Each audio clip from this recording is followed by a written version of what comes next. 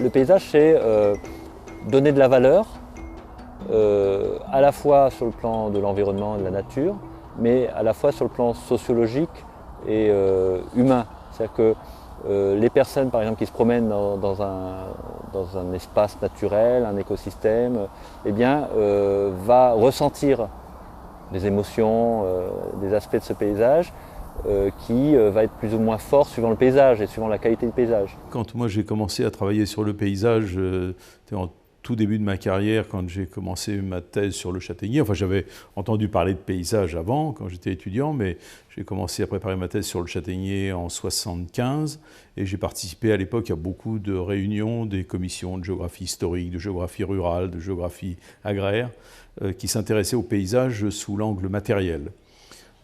C'est-à-dire le paysage, c'était du concret, c'était du relief, c'était de la végétation, des couleurs, des maisons, des villes, des usines, etc. Donc un peu ce que j'avais appris quand j'étais étudiant, à décrire un paysage à partir d'un point haut ou ce qu'on pouvait en voir sur une carte topographique.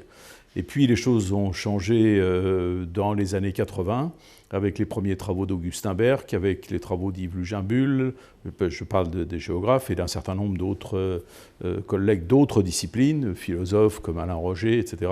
Et on s'est intéressé de plus en plus, alors que c'était vraiment esquissé auparavant, aux représentations de la réalité paysagère, c'est-à-dire à l'idée qu'on s'en fait, au sentiment esthétique. Et alors, dans les années 80 et 90, ces questions de représentation sont devenues dominantes. Ma vision du paysage au milieu des années 80 est une vision datée, mais qui n'est pour moi pas jetée aux orties. Je crois que qui veut faire trop l'ange fait la bête. Et donc, si on abandonne la matière, si on abandonne la couleur, le grain du paysage, le végétal, l'animal, le minéral, les formes, je crois qu'on perd trop. Donc il faut le réel, la représentation et comment tout ça communique pour influencer finalement la transformation des paysages. C'est vrai on fabrique les paysages comme on les rêve, comme on aimerait, selon un idéal.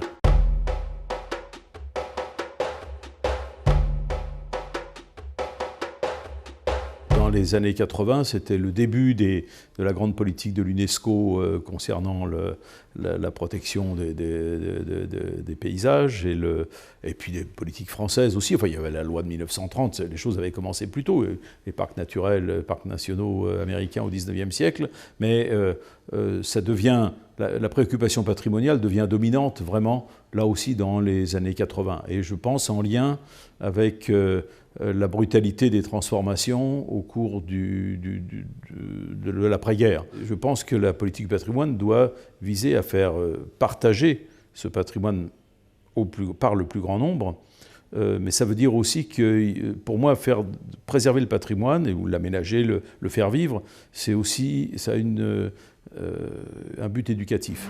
En principio, los investigadores se han interesado al paisaje. Pero hay un movimiento de la sociedad occidental, sobre todo, de Europa o de América del Norte, que ha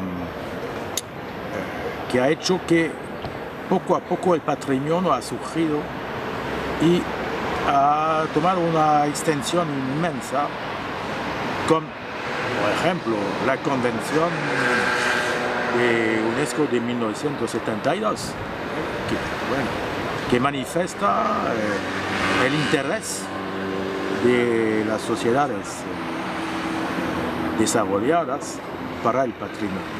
Por ejemplo, en el Código del Medio Ambiente de Francia se dice que el paisaje es una parte del patrimonio de la Francia. Dentro del paisaje hay patrimonio, pero no únicamente. El patrimonio no es totalmente paisaje. Hay diferencia.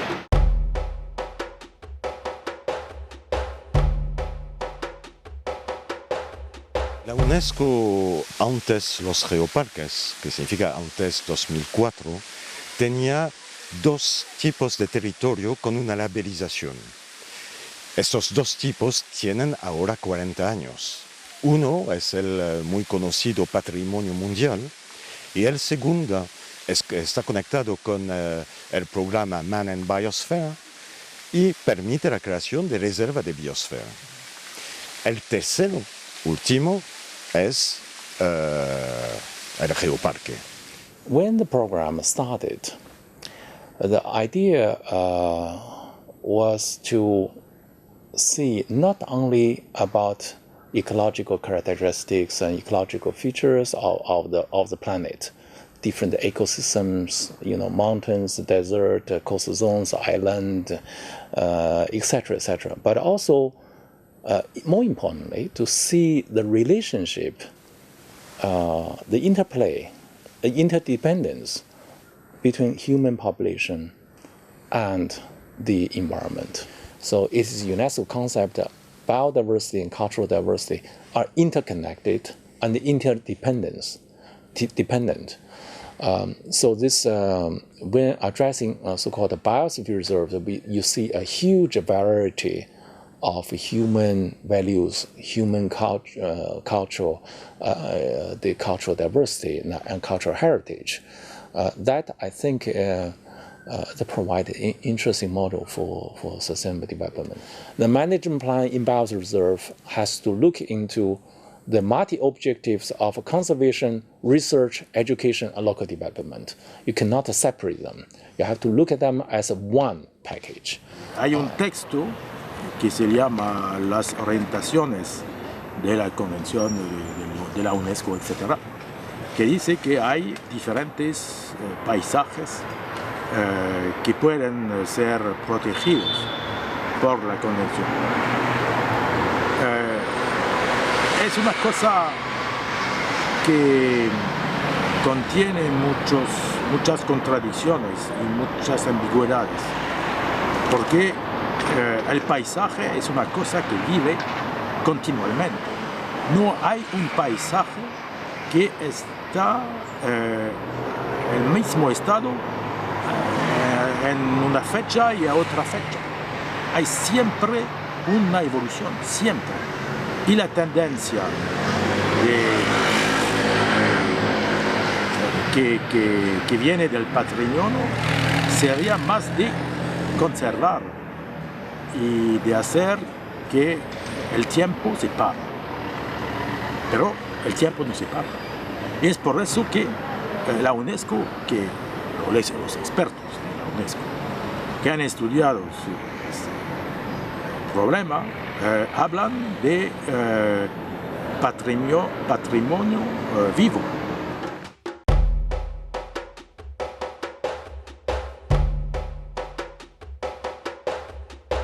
Una de las cosas que estamos empujando nosotros mucho es el uso del agua para los ecosistemas y los flujos ecológicos. Se ha hecho mucho avance en poner en la cabeza de la gente el tema del agua. Pero yo creo que ahora la siguiente etapa en la que tenemos que trabajar es en el qué hacer y cómo actuar. Y la población ahorita tiene que ser más activa, no únicamente en proteger el agua, en no verter sustancias peligrosas al agua, pero también ser más activa, más proactiva e incluso más creativa para exigir a los que están en el gobierno implementar acciones en el tema del agua. Hay cifras a nivel internacional que dicen que para que un país tenga más o menos un buen sistema del agua, debe de emplear el 2% del Producto Interno Bruto en el área del agua, y en México no lo estamos haciendo.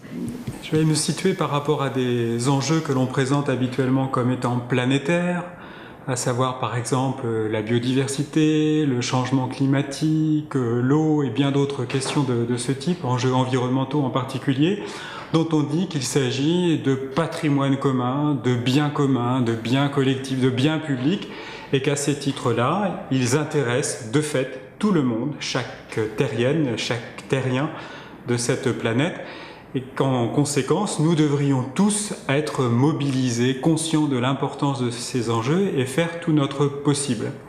Et cela conduit bien souvent les plus grands scientifiques, les plus grands responsables politiques, les institutions onusiennes à dire qu'il convient de faire en sorte que chacun d'entre nous soit plus conscient des enjeux. Donc il y a derrière ça des programmes d'éducation, des programmes de sensibilisation, et puis on compte aussi beaucoup sur la science pour en savoir toujours plus, parce qu'on nous dit que tant qu'on n'en saura pas davantage sur un certain nombre de points, eh bien ce sera difficile de gérer les choses. Toujours est-il que on met en général, on trouve en général comme origine des problèmes le fait que nous ne serions pas suffisamment conscients des enjeux et pas suffisamment de ce fait prêts à changer nos pratiques et nos mentalités. Or, il s'avère que dans beaucoup de cas, je crois que le problème n'est pas aussi simple que cela. Et bien souvent, la réponse consiste à dire qu'en fait, il suffirait de mettre en place des processus participatifs, donc faire en sorte que les grands enjeux étant mieux reconnus, les différents acteurs se mettent autour d'une table, et c'est en cela que je prendrai mes distances par rapport au processus participatif. Ces différents acteurs étant autour de la table, ils se mettent d'accord sur des règles qui s'appliqueront à tout le monde. Donc en définitive, derrière la participation, derrière le participatif, il y a l'idée que les différents acteurs vont être d'abord d'accord pour venir autour de la table, en discuter entre eux et en fin de compte se mettre d'accord sur des règles qu'ils vont s'appliquer à eux-mêmes et à leur communauté ou leur collectivité. Et je pense que cette façon de poser le problème fonctionne dans un certain nombre de cas. Mais je dirais que ce sont les zones de confort, les zones où les problèmes, les situations sont finalement suffisamment simples pour que, les acteurs viennent autour de la table, aient envie de venir autour de la table. 2, qu'ils soient prêts à discuter ensemble, à s'écouter, ce qui est loin d'être évident. 3, qu'ils soient capables de trouver effectivement des pratiques, des règles, qu'ils accepteront de s'appliquer à tous et qui permettront 4, de faire qu'effectivement, en respectant ces règles, en changeant ces pratiques, eh bien, les situations vont s'améliorer. Dans un certain nombre de cas, je pense que c'est faisable, que ça doit pouvoir marcher. Mais ces cas me paraissent finalement extrêmement limités en nombre et peut-être finalement en voie de raréfaction. Local people have a lot of knowledge and experience in managing their own land, their own forests, their own wetland, their own lakes and rivers. Many of them, they know this, but this knowledge system very often are either not known or understood by the scientific community or ignored by the developers. And the more we study, more the international scientific community study, more they realize that the issue is truly complicated and has to include more the other branches, other disciplines of the research to be part of that. And people can work together. The scientists are no longer speaking only about the scientific interest anymore. They have to communicate the value of the area in terms of biological diversity, scientific values to the government, to the local community. Vous savez, vous connaissez toute cette phrase, cette sorte de leitmotiv de l'écologie qui dit « penser global, agir local ». En fait, il faut le comprendre de la manière suivante. Les acteurs globaux pensent, les acteurs locaux exécutent. Regardez toutes les conférences internationales, les conventions internationales sur la biodiversité ou le changement climatique. Nous avons de hauts représentants, des politiques, des gouvernants, des scientifiques qui sont là et qui définissent ensemble le cadre de l'action, qui pensent le problème et qui préconisent des solutions globales. Les territoires, les acteurs locaux sont censés bien vouloir appliquer ce cadrage global. Donc il y a, je crois, un problème de fond qui vient de ce que, en réalité, les acteurs ne sont pas pris pour ce qu'ils sont. Nous sommes tous des êtres complexes, en interaction complexe, avec un environnement complexe. Mais la question devient comment faire pour que localement, les acteurs soient en mesure d'intégrer ce problème dans leur vie, dans leur développement de tous les jours. Et non pas change la mentalité pour faire plaisir en quelque sorte aux experts mondiaux.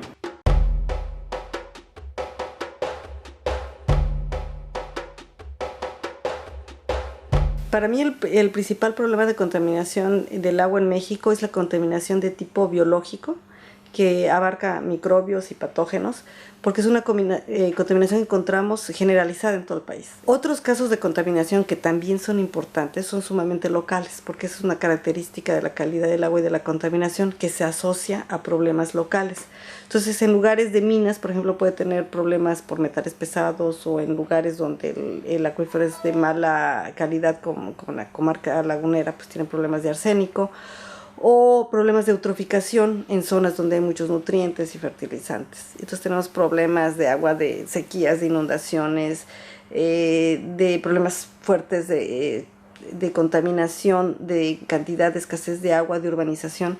Entonces eso nos ha llevado a tener un buen conocimiento y a ocupar un papel liderazgo en el Programa Hidrológico Internacional. From what we can see now, the real image, the real picture in conservation, in sustainable management of natural resources, is not that the natural or environment or ecosystem can be set aside and preserved.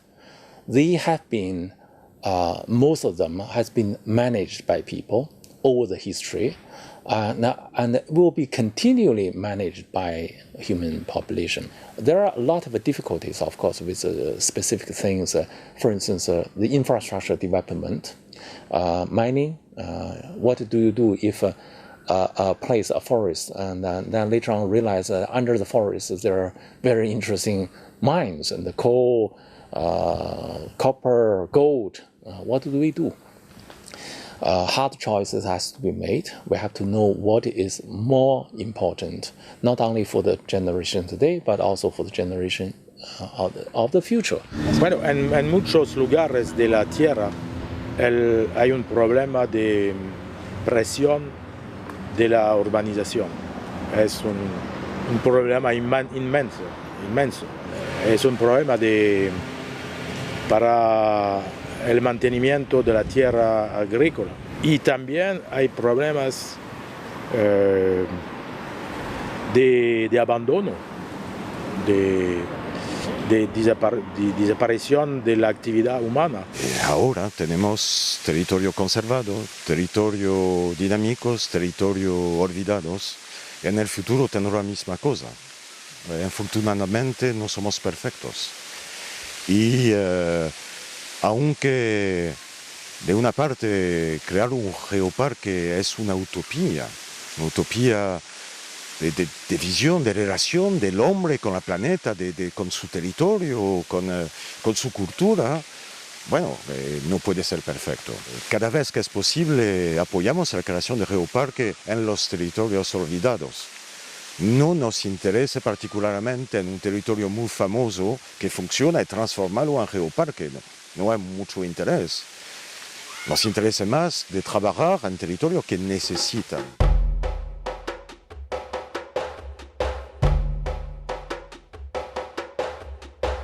Los geoparques, bueno, tienen el nombre de territorio del XXI siglo, porque es el último territorio que fue creado por la UNESCO, porque su oficialización se pasó en 2004, aunque trabajamos en el concepto de geoparque desde los años 96, 97.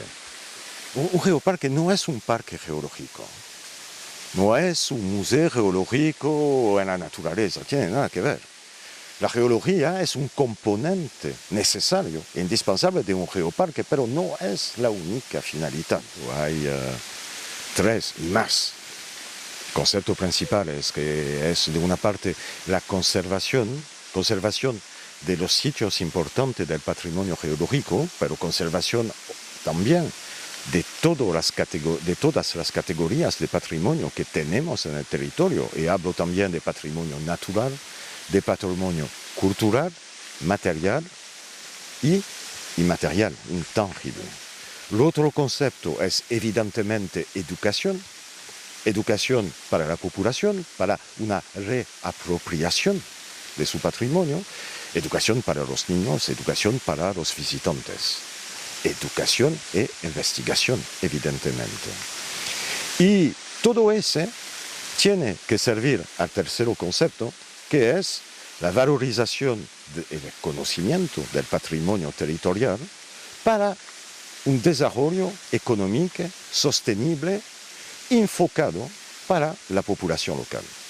Hay una práctica aquí de 20 años de trabajo totalmente interdisciplinares, a donde usted tenía geólogos, pero también científicos, físicos y todo eso, trabajando o mejor intercambiando preguntas, sensaciones con filósofos, con escritores, con artistas, con gente de teatro, con gente de landart, con también compañía de danza contemporánea que viene a trabajar. Y la historia del de los geoparques, se encuentra también en estos momentos de intercambio pluridisciplinarios, a donde se han abierto nuevas preguntas sobre los territorios. No se puede crear un geoparque por una decisión gubernamental sin asociar a la población.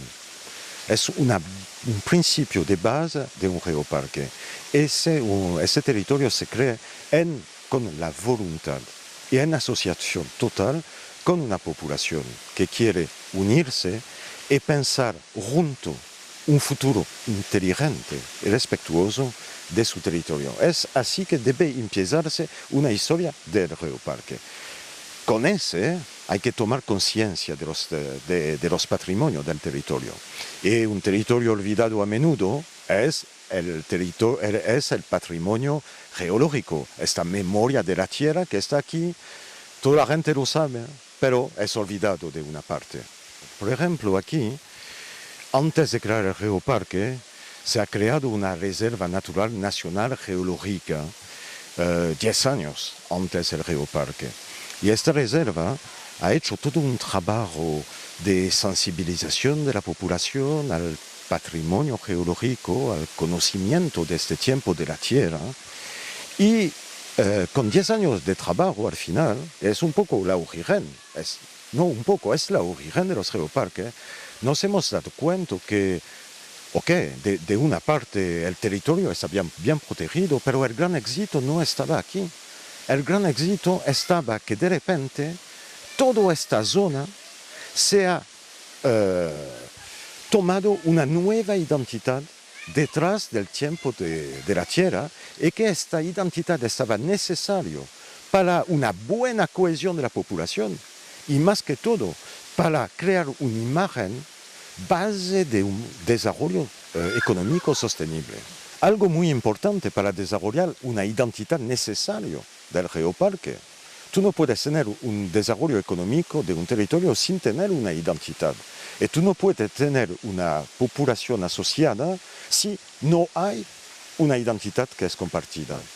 Y la dificultad es más grande todavía cuando tenemos una población original. Yo pienso a los mapuches con los cuales he trabajado estos últimos años.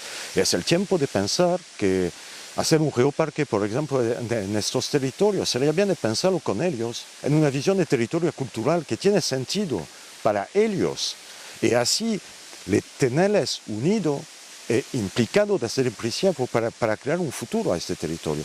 Entonces, la definición del territorio es complicada, evidentemente.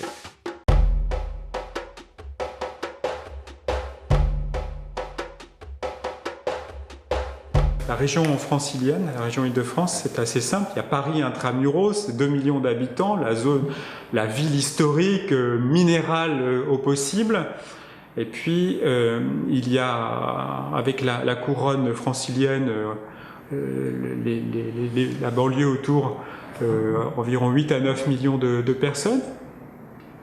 Puis il y a une ceinture verte, entre 10 et 30 km de Notre-Dame, le centre de la région. Il y a cette ceinture verte qui est composée à la fois d'espaces bâtis, mais de ce que les urbanistes appelaient autrefois les vides, c'est-à-dire des zones non construites.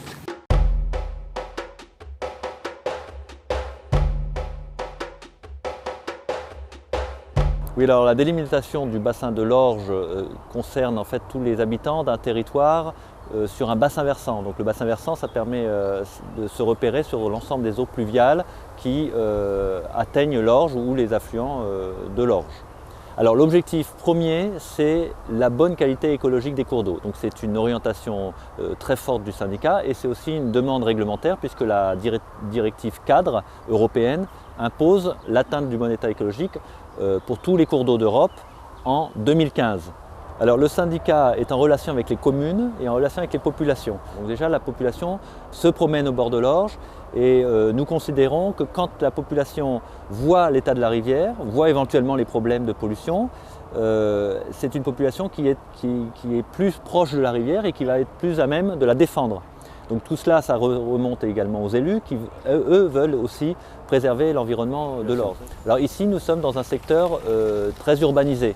Donc c'est une chance pour valoriser l'Orge parce qu'il y a beaucoup de citoyens en attente de cette qualité de vie et c'est une difficulté parce qu'il y a une forte pression foncière et urbaine. Eh bien, nous avons une politique d'acquisition foncière qui permet d'éviter qu'il y ait de l'urbanisation au niveau des zones inondables et donc réduire la vulnérabilité des gens face aux crues. Et également, nous avons des méthodes ou une animation et une sensibilisation auprès des élus et des riverains pour dire que la rivière, au niveau urbain, c'est un vrai atout et que la ville, au lieu de tourner le dos à la rivière comme elle le faisait quand elle était polluée, aujourd'hui la ville, il faut qu'elle se construise en regardant cette rivière et en prenant en compte cette rivière comme une vraie valeur ajoutée. Alors l'organisation des syndicats est capitale parce que c'est une organisation par bassin versant. Et il est toujours dangereux de gérer une rivière par un découpage administratif qui ne tient pas compte des frontières des bassins versants et des sens d'écoulement des eaux. Voilà, alors ici nous sommes sur un site où on a réouvert un cours d'eau, c'est-à-dire qu'il y avait un cours d'eau canalisé, enterré dans un tuyau et nous avons détourné la rivière, recréé un lit mineur pour que la rivière se retrouve à ciel ouvert et retrouve un écoulement libre. Ça permet de reconquérir la qualité nettement de la rivière puisque forcément dans un tuyau, la vie biologique c'est égal à zéro, c'est proche de zéro et tous les indices biologiques sont aussi très mauvais. C'est tout bénéfice sur le plan de la qualité de l'eau, c'est tout bénéfice sur le plan du paysage parce qu'une rivière qui coule c'est une valeur ajoutée du paysage par rapport à un espace vert plus uniforme. C'est même tout bénéfice sur le plan hydraulique, c'est-à-dire que si la rivière se met en crue, eh bien, il y a plus de volume et de place ici avec un lit à ciel ouvert que dans un tuyau qui a toujours un débit limité et si la pluie dépasse ce débit limité, ça déborde quelque part. Donc j'ai l'impression que sur tous les sujets, même sur le plan sociologique, les gens qui découvrent une rivière, la richesse biologique, les oiseaux, les insectes, etc., c'est aussi un atout pédagogique, un atout d'intérêt aussi pour les gens. Donc sur tous les plans, c'est bien.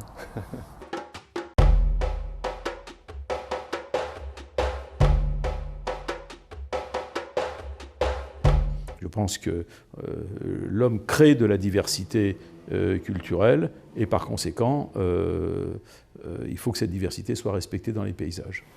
Donc je crois que le problème est politique au sens fort, avant d'être scientifique.